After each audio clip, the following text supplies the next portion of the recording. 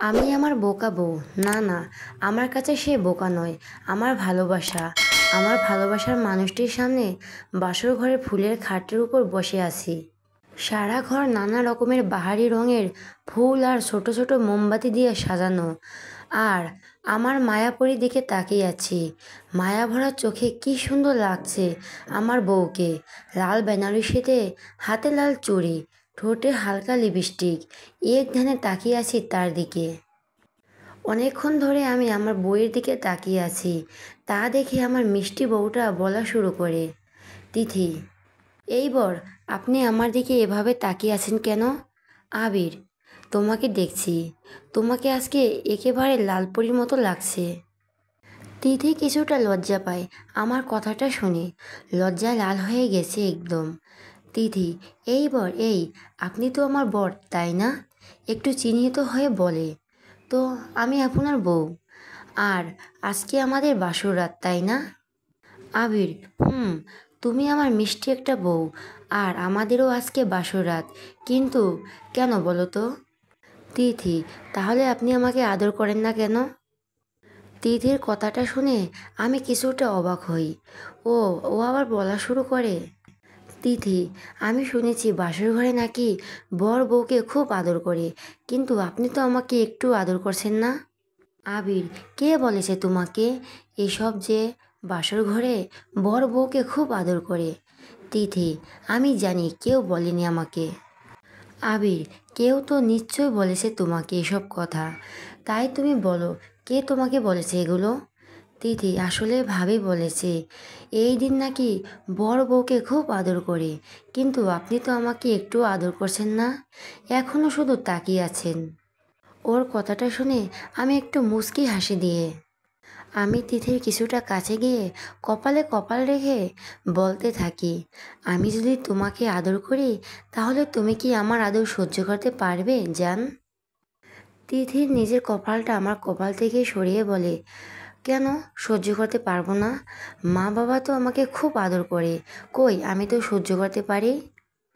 আবির, আরে বোকা মেয়ে, এই আদর ওই আদর না, এটা অন্যরকম আদর। তিথি, অন্যরকম আদর? এটা আবার কেমন? আবির, তোমাকে তো চিন্তা করতে হবে না জান। যাও, এখন তুমি ফ্রেশ হয়ে নাও। আমি অন্য রুমের ওয়াশরুম থেকে ফ্রেশ হয়ে আসি। আবির ফ্রেশ হতে চলে যায়। এখন না হয় পরিচয়টা দিয়ে দেই। আবির রহমান, আমাদের গল্পের নায়ক। মা বাবার আদুরে ছেলে, খুব জেদি, যা চায় তাই নিজের করে নেয়, যে করি হোক। যেমন তিথিকে নিজের করে নিয়েছে। আবিরের আরও এক ভাই এক বোন আছে।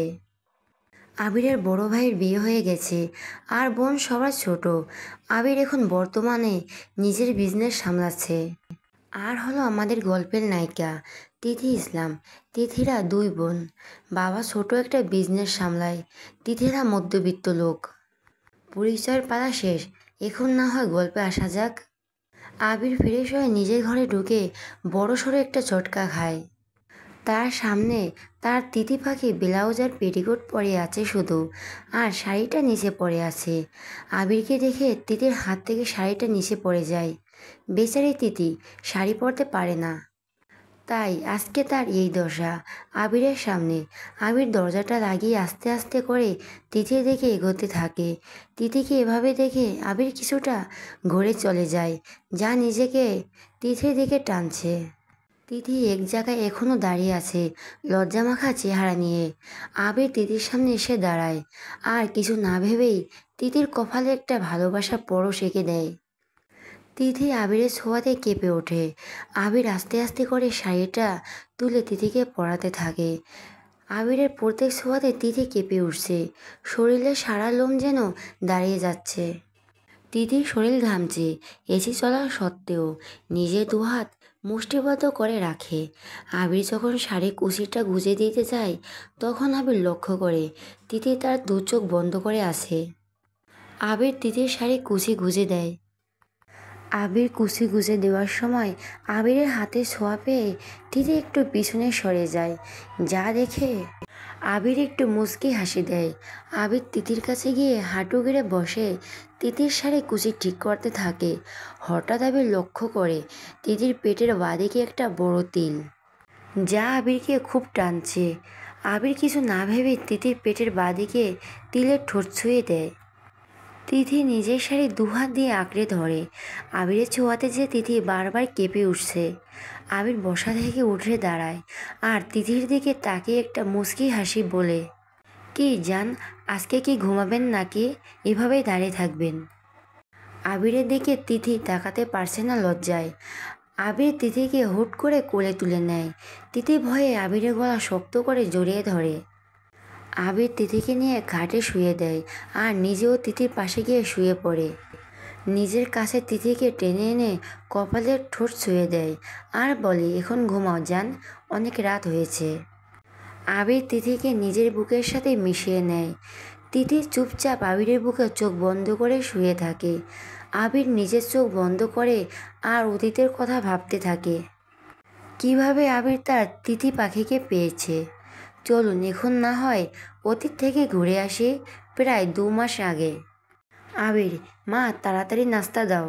আবিরের মা, এত তাড়াতাড়ি দিতে পারবো না, আর তাড়াতাড়ি নাস্তা পেতে হলে বিয়ে করো। বউ তোমাকে তাড়াতাড়ি নাস্তা করে দিবে। আবির, মা তোমার সমস্যা কি বলো তো? বলছি তো আমি এখন বিয়ে করব না। আবিরের ভাবি রিয়া, শুধু মা চায় না আবির, আমরা সবাই চাই তুমি বিয়ে করে সংসারী হও। আবির, ভাবি তুমিও? আবিরের বোন বিথি, ভাইয়া তুই প্লিজ বিয়ে কর না, কতদিন হলো বিয়ে খাই না। আবির, তুই চুপ করবি? বিয়ে না খেয়ে চুপচাপ নাস্তা কর। আবিরের বাবা, ওকে চুপ করিয়ে কি হবে তোমার? সব ইচ্ছা পূরণ করেছি আমরা, এখন তুমি আমাদের এই ইচ্ছাটা পূরণ করবে না? আবির, ধ্যাত, এই বিয়ে বিয়ে করে আমার মাথা খারাপ করে দিল। আকাশ, আরে আবির নাস্তা তো করে যা। আকাশ আবিরের বড় ভাই, বাবার বিজনেস সামলায় আর আবিরের নিজের বিজনেস আছে। আবির, তোমরাই নাস্তা করো শান্তি মতো। নীল, চাচু চাচু। আকাশ আর রিয়ার একমাত্র ছেলে আর সবার নয়নের মণি, বিশেষ করে আবিরের। আবির, নীল বাবা বলো। নীলের সামনে হাঁটু গেড়ে বসে। নীল, তুমি কোথায় যাচ্ছ চাচ্চু? আমার জন্য চাচ্চি আনতে? আবির, হায়রে কপাল, এরা দেখছি এই মাসুম বাচ্চাকেও এসব শেখালো। না বাবা, আমি তো এখন অফিসে যাচ্ছি, তোমার জন্য চাচি পরে আনবো। নীল, সত্যি তো? আবির, সত্যি। এখন চাচু একটা বাই বাই কিসে দিয়ে দাও। আবিরের মা, আবির নাস্তা তো করে যা। আবির, তোমরা করো, আমার নাস্তা করার ইচ্ছে নাই। আবির গাড়িতে গিয়ে বসে গাড়ি ড্রাইভ করছে। হঠাৎ করে লক্ষ্য করে একটা মেয়েকে, কালো ড্রেস পরা, হাতে কয়েকটা কালো চুড়ি, চুলগুলো ছাড়া, যা বাতাসে উড়ছে। ঠোঁটে হালকা লিপস্টিক আর সেই মিষ্টি হাসি, একটা পার্কের পাশে বাচ্চাদের সাথে খেলা করছে। আবির অনেকক্ষণ ধরে তাকিয়ে আছে গাড়ি থামিয়ে। আবিরের ফোনের শব্দে হুঁশ ফিরে। পিয়ে, স্যার আপনি কোথায়? আমাদের মিটিংয়ের সময় হয়ে গেছে। আবির, আসছি। পিয়ে, ওকে স্যার। আবির, মা খুব তাড়া দিছিল না বিয়ে করার জন্য?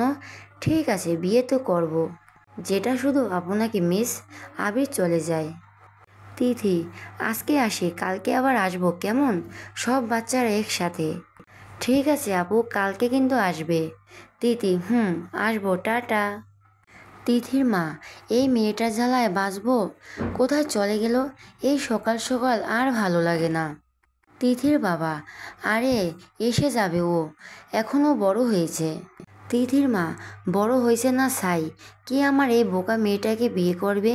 কে ওকে নিজের থেকেও ভালোবাসবে? রুহি, মা ওই তো আপু চলে এসেছে। তিথির মা, কিরে মা, কোথায় চলে গিয়েছিলি? চিন্তা হয় না বুঝি মায়ের? তিথির মাকে জড়িয়ে বলে, মা খুব খিদে পাইছে, আমাকে খেতে দাও। তিথির মা, তুই খেতে বস। তিথির বাবা, তা আমার মামুনি কোথায় গিয়েছিল আজকে? তিথি, ওই তো বাবা, ওই বাচ্চাদের সাথে খেলা করতে। তিথির, এবার চুপচাপ খাও সবাই। অন্যদিকে আবার আবির মিটিং করে নিজের কেবিনে বসে আছে আর ভাবছে, উফ আল্লাহ, আমি মনে হয় সত্যি সত্যি পাগল হয়ে যাব ওই মেয়েটার জন্য।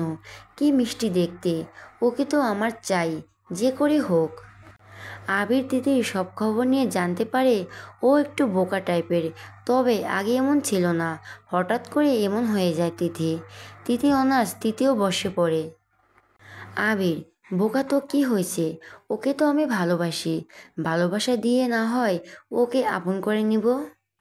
আবির প্রতিদিন সকাল সকাল চলে যেত ওই পার্কে, আর দূর থেকে দেখতো তার মায়াবতীকে। এভাবে দিনগুলো চলতে থাকে আবির আর তিথির।